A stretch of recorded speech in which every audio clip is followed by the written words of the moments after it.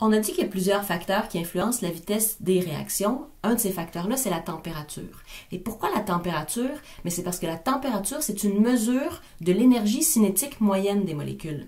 Donc, c'est la vitesse à laquelle les molécules se déplacent dans l'espace. Puis pourquoi est-ce que ça a autant une influence? C'est parce que les molécules doivent entrer en collision entre elles pour que la réaction puisse se produire.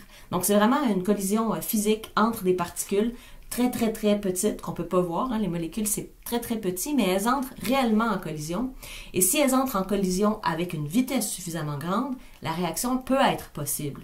Par exemple, si je veux fabriquer du dioxyde de carbone, comme ça ici, à partir de monoxyde de carbone et d'une molécule d'oxygène, ben, il faut que la collision là, soit vraiment intense. Donc, les molécules, il faut qu'elles arrivent vraiment rapidement. Non, j'ai raté mon coup.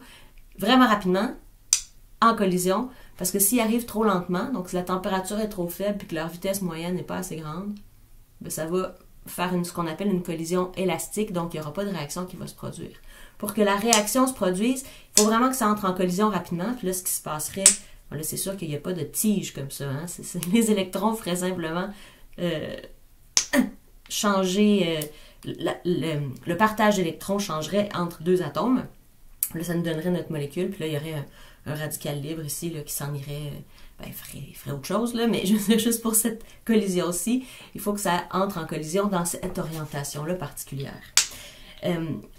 Effectivement, non seulement à la bonne vitesse, mais aussi à la bonne orientation. Donc, il faut vraiment que ça soit le côté, je vais refaire ma molécule, il faut vraiment que ça soit le côté du carbone, de la molécule de dioxyde de carbone, qui entre en collision avec la molécule d'oxygène à côté.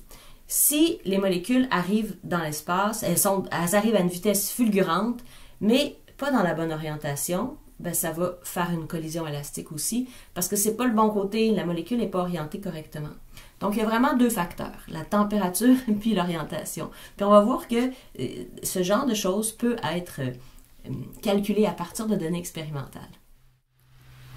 Si on mesurait l'énergie cinétique de toutes les molécules, toutes les particules dans un mélange, on trouverait une distribution là, qui pourrait ressembler à ça ici. C'est-à-dire qu'il y aurait surtout une grande quantité de molécules qui ont une énergie moyenne, là, à peu près ici. Et puis on aurait un petit peu de molécules qui ont une très grande énergie. Puis si on dit, ben, ça nous prend cette énergie-là ici pour pouvoir réagir, ben, il y aurait ces molécules-ci qui seraient capables de réagir parce qu'elles auraient suffisamment d'énergie. Puis toutes les autres molécules n'en auraient pas suffisamment. Ça serait à une certaine température. Appelons-la température 1.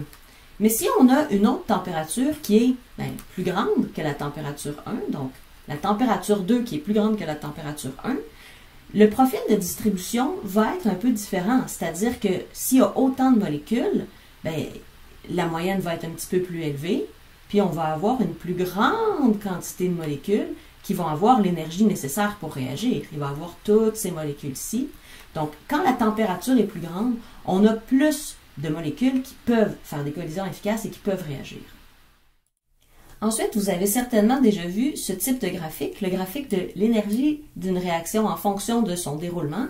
Puis on voit ce graphique-là, on part avec les réactifs, là on passe un cap d'énergie, puis après ça on arrive aux produits. Donc ici on aurait les réactifs du côté gauche, les produits du côté droit.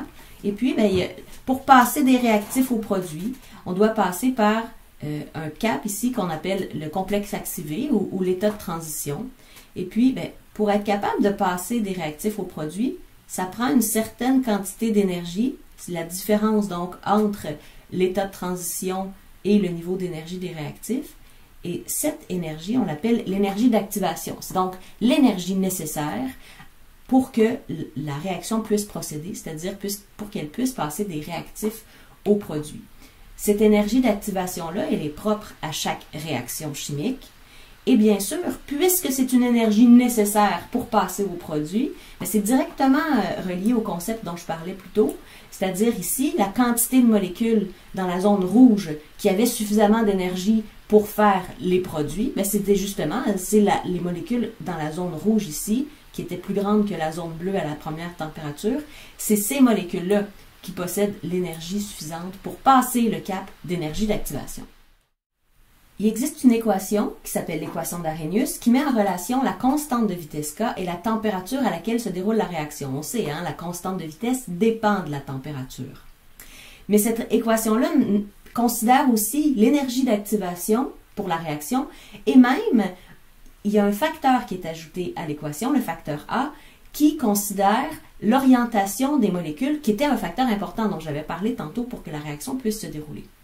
Donc, l'équation d'Arrhenius, c'est la constante de vitesse qui est égale à ce fameux facteur A, E exposant moins EA sur RT, où en réalité, K, c'est la constante de vitesse, A, c'est le facteur de fréquence, celui qui considère l'orientation des molécules, qu'on appelle aussi le facteur pré-exponentiel. EA, c'est l'énergie d'activation. R, c'est la fameuse constante des gaz parfaits, dont vous vous rappelez très certainement, et T, c'est la température. Donc, il y a plusieurs paramètres à cette équation. Et, en fait, on peut la retravailler, simplement la réarranger avec la loi des logarithmes pour l'exprimer sous la forme y égale mx plus b, parce qu'effectivement, on voudrait l'avoir qui décrirait l'équation d'une droite. Donc, on a simplement qu'à prendre le ln des deux côtés. Donc, avec les lois des logs, on sait que si on prend le ln de deux choses qui sont multipliées ensemble, ça va nous faire le ln de un plus le ln de l'autre. Et ensuite, c'est sûr que le ln de quelque chose avec un exposant, ça va nous donner seulement l'exposant. Donc, ultimement, on va avoir ln de k est égal à moins EA sur RT plus ln de A. Alors, on voit ici, c'est vraiment l'équation d'une droite. Là. On aurait Y ici, qui est égal à, M, c'est vraiment moins EA sur R. Donc, M, X, c'est réellement, je vais changer de couleur ici, X, c'est réellement 1 sur T. Donc, il n'y a pas de 1 en haut, mais vous comprenez ce que je veux dire, plus B. Donc, on est réellement dans l'équation d'une droite qui aurait une pente négative à cause du moins EA sur RT, dont la pente serait moins EA sur R. Et cette droite-là serait le ln de la constante en fonction de 1 sur la température. La température, on sait qu'on peut mesurer ça facilement au laboratoire, bien sûr, avec un thermomètre. Et on a vu dans une vidéo précédente comment on peut déterminer la valeur de K à partir de données expérimentales quand on fait changer les concentrations de la réaction et qu'on arrive comme ça avec la loi de vitesse à calculer à partir de deux réactions différentes, de deux expériences différentes, pardon, on peut parvenir à calculer la valeur de la constante K. Donc, on est capable avec ces valeurs-là, en produisant un graphique d'une droite, on est capable de déterminer la valeur d'énergie d'activation d'une réaction.